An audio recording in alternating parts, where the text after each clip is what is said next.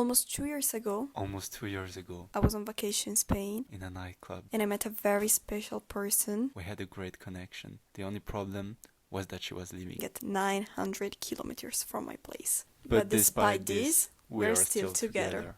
Hi everyone, I'm Chiara, I'm with Tam, and it's time to elevate.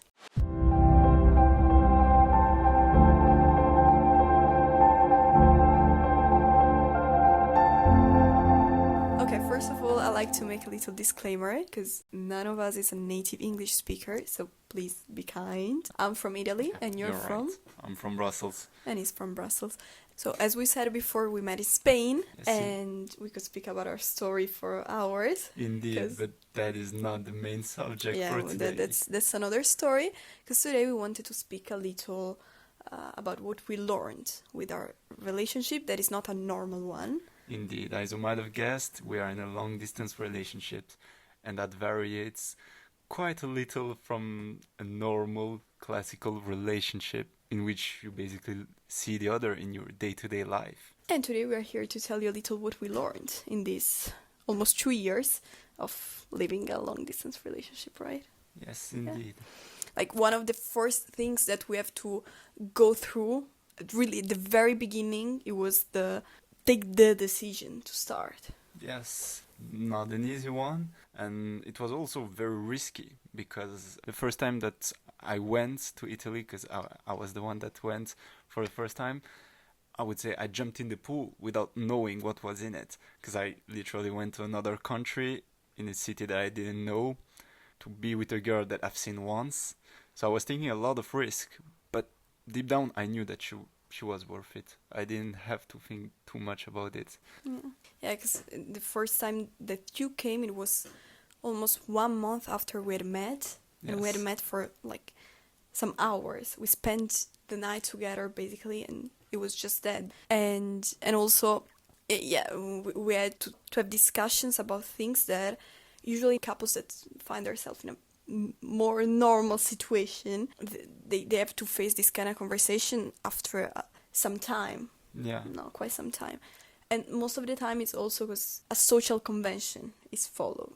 Yes, indeed, we just had to follow our instinct without thinking twice about it, because we couldn't hide behind false excuses like you would do with someone that lives next to your door, basically, in which you can say that you need time or whatsoever, because we don't really have time. We get to spend 1 week together a month. So we had to make decisions really quickly and intuitively without considering other people's opinion. Because indeed, and that goes towards what you said about the social conventions. Because if I had listened to the people that are my friends or in my life, first of all, I would have never gone there. They would have told me that it was too crazy. They told me. But I had to listen to what I really wanted to do. We really had to do what we wanted at the moment. Yes. No? Indeed, we got together very early, like very early at the beginning. Like we saw each other 3 times and we got Yes. together. Yeah, the third day we saw each other, we got together, and that's something that was really scaring me. For me, it was very scary because before knowing her, I had fears of abandon and things like this. And I had to just basically swallow all my fears and do it because I knew that it was a big risk. And for moments, I was also scared that she might be playing me because I did have some trust issues. And it was not easy because it's a girl, she's abroad. What is she doing when you're not there? You don't know. So it had to require a lot of blind trust because we had to give all of ourselves right away, and we couldn't hide behind people that we are hanging out with or our way of living your lifestyle. We couldn't hide behind that. Yeah, and also we had to skip that phase that to me till that moment was really important, to be honest. It was the phase of chasing each other. The phase in which I wait for 5 hours to reply to the message because he waited like 2 hours, so I had to wait a little more. I'll be a little mysterious. It couldn't be like that because too much was involved. Yeah. Our families, our friends, money to buy the tickets. You can't have this kind of relationship with someone that it's far. Indeed, for me, It was a good thing actually, because that was something that always bored me since I was a child, because I always found it really childish. This is to me just, yeah, a convention of our time, but it's not how I believe humans should behave. If you want to answer to a text, no matter how much time the other one took, just answer that text. If you want to see that person, just see that person. If you want to call that person, just do it. And not think that you would be lame to answer that quickly. It's just a question of energy. If you're into the other person and the other person's into you, no matter what you do, it's going to be good. And if the other person thinks that you're lame, just means that this person isn't really meant to be with you. Indeed. To go even deeper in this convention, and the relationship that you can have with someone that is always there, you can try to give yourself an image of the person that you want the other to see. But in our case, we couldn't, because the first day that I arrived, it was Ferragosto. And I went to a few friends of her. There was a barbecue, and I saw her in her environment with her friends, the people that she knew. The first person that I've seen after her that came to pick me up was her father, which was a bit stressful for me, but that is not really the Yeah, conversation. because he arrived. He With the arrived with the bus. yes. So my dad and I, we went to pick him up, and we went directly, as you said, to a barbecue. I didn't want to bring you there, actually, because it was all at once, and it was scary for me too to bring you there and meet my friends, because my friends are the reflection of what I am. But my aunt, she told me, bring him so that he will see you right away in your environment, and at that point he won't have any doubt if he likes you or Yes. not. Yes, indeed. Indeed, and from the first week I had met basically almost the whole family. And I was in her life right away. Yeah, like we literally have to live together from day one. Yes, and we still do. Whenever I go to Italy, I live in her house. And when she comes, she lives in mine, in my life. When we got together and we had the speech after which we got together, you told me you have to speak with your parents even before you tell me, okay, let's do this. Because Yeah. they are going to be part of our relationship. Indeed, No. indeed. The whole family is involved right away. This might seem like a big step to take at once, but in our relationship, the difference compared to the other is that from the beginning, it was involved that if we do all of this, it's because we see really a future with each other. You wouldn't get in a long distance relationship with someone just because you like them a little, you want to see where it goes. We had to really think about this. And so I had to meet her family right away, and she did when she came, because it's a need that needed to be fulfilled. It was a must. We have to really be a part of each other's family in a sense, and this was a very important step to make.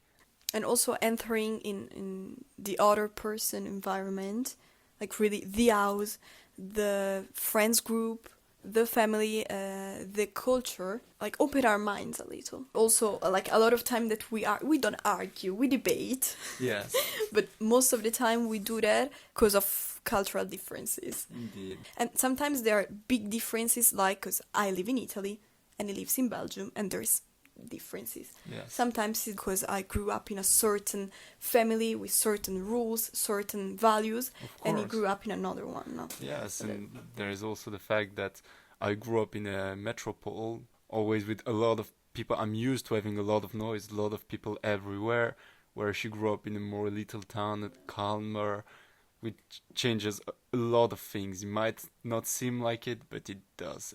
We had to work in order to make some space for the others' beliefs, even if since we had to start our relationship very quickly like that, we genuinely had to take the other person in our hands and accept the person the way that she was, yes. And not try to impose to the other our way of thinking, belief, or whatsoever. And this, in my case, I know that this relationship helped me a lot to open my mind. And when you have someone that you care so much about that is in another part of the world, and you want to keep going with that person, you really need to do a lot of deep work in yourself to change what's you've constructed sometimes to protect yourself or whatsoever. This was, I think, the main challenge for me, because I had to change a lot of beliefs. I had put some limiting beliefs on myself and others, because I was protecting my feelings, and I understood that by committing to a relationship like ours, I had to accept the possibility of suffering. But by having to put myself naked in front of somebody else without protecting the parts, not physically, but mentally, that I didn't want to show, it's helped me a lot to understand more about myself, work on it, and become a better person thanks to her and thanks to the relationship that we built together. Also, something else that to me was really important was like the communication glow up that I had in my life. We found ourselves in a situation in which either you speak or it's not gonna work. Yeah. All the relationship, on my opinion, now that I have this mental clarity, that they have to be like that. Yes, I of course. couldn't see another way of how they could work, but in this situation, even more. The thing is really that you can't let things just pass. Just say, yeah, it will pass. I won't tell him because it will pass. No. No, you know, that feeling goes, oh, yeah, we were a little mad, but we saw each other and we forgot about the madness. It's not like that, because I don't see you, so I can't have that feeling, and that helps me a lot. I've always tried to have a good communication even before, but the thing was that I could be really sensitive, and that when I was trying to be in a good communicator and the other one wasn't responsive, I was taking it bad and I was retracting myself. And that's where the lack of communication was starting. And indeed, I had the same of, yeah, I'm going to see that person, it's gonna go away. But the thing is, yes, when you see that person, it does go away for as long as you are with that person. But at a certain point, you both have to go back home. And there comes the repressed feeling of, okay, yeah, I love him now, I love her, blah, blah, blah. But there's something that gets me mad. And the thing is that I was loving was not the person in itself, but the company of the person, and those are two very different things. And now I can really say that I love Chiara for the person that she is, and not just because when we are together we have great moments. That to me is a must. You need to have great moments when you are with the person that you love. But I also have great moments when I'm not with her, when we are texting. I'm really happy to text her. I don't know, it's a hard feeling to explain, but it's really for her and not for when we will be together. But really on the moment, yes, it's hard because I can't see her right away. I would love to be with her, kiss her, have her in my arms, but I can't always have that. But despite this, I still enjoy her presence, even if it's not physical. I enjoy her as a person and not just the moments that we spend. Because we spend more moments apart than together, yet it doesn't mean that they are less valuable than those moments that we are together. Yeah, also I hope I'm not gonna say that in a way that could be misunderstood, but I think that our relationship is like a guardian angel on our normal life. Yes. Since we are not directly involved every day, we're not in the same city, that even if we were in the same city but we weren't seeing each other every day or pretty often, to me it would be different. Yeah. Because I know that you are near me in a way or another. Yeah. No, so if something happens, if I really want to, you're there. And since we are not directly involved every day, literally in the routine of the other, we have to protect the relationship even more so that we create a safe and peaceful meeting point. Because I see a relationship really as, okay, I live my day, I do my things, yeah, I have you in mind, sometimes it's normal, we text and everything. And at the end of the day, or when I have a moment, I call you, I let you know how I'm doing, I ask you how are you doing. It's a moment to reconnect to myself and to you, but it's a moment of reconnection. Hearing what you're telling me makes me realize that by establishing a healthy communication routine, I would say, by just basically saying what's going on and everything. If now I have a problem that's going on, even if it's a dumb thing that I'm studying for uni, I can't resolve one equation in math, I'm going to tell her. That makes me feel connected to her at every moment. Of course, the lack of physical touch, it can be hard, but I think that this is what really makes us stay together, and what should make even people that live in the same city stay together. Of course, we're not happy if we know that for 1 month and a half we don't see each other. But I'm not stressed to, oh, maybe we are not going to be as bonded together, we are going to detach. No, because I know that what makes us stay attached one to another is basically the communication, is a soul connection and not a body connection. Yeah, I totally agree. And also another thing is that when we see each other, it's a full immersion. Like we have to stay together 24/7 for the week, the week and a half. It's almost never a week and a half, but the week that we have to see each other, it's really the moment for us. I think that now we are able to understand when an argument is an important argument or when it's useless. Yeah, indeed. And also, one thing that to me is really important is that this relationship learned me commitment and how valuable it is to commit no matter how you're feeling and how your day was. We try to always call each other every day, at least 20-30 minutes to speak. And even if we were not in the mood, if we were gonna do something, where we are going to make time for the other, because it has to be more important than some things that you can do later. This is not one of them. You cannot push it for later. It's something that you need to do daily, as much as you can. I think that also a long distance relationship is really the proof of if you want it, you find a way. Very banal example is that we have to travel. Before entering this relationship, I really wanted to travel more, to do more, but I was using the excuse of I don't have the money, I don't have the time, now I can go. And the moment in which traveling became a need and not a desire, I found a way. So those also in other fields, it taught me that you can make your desire come true even before it is a need. When it's a need, you're probably gonna do that.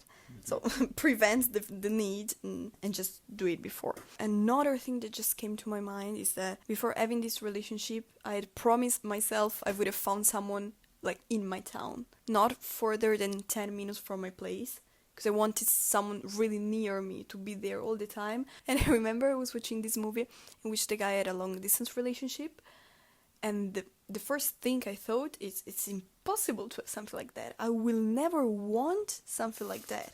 Yeah, I agree. I used to think like that too. Yeah. Then, things just happen, and it's happened. We accepted each other. So, guys, that's it. We have a lot of more to say, but maybe another time. Yes. Thank you for listening to us. Thanks to everybody. We sent your kiss.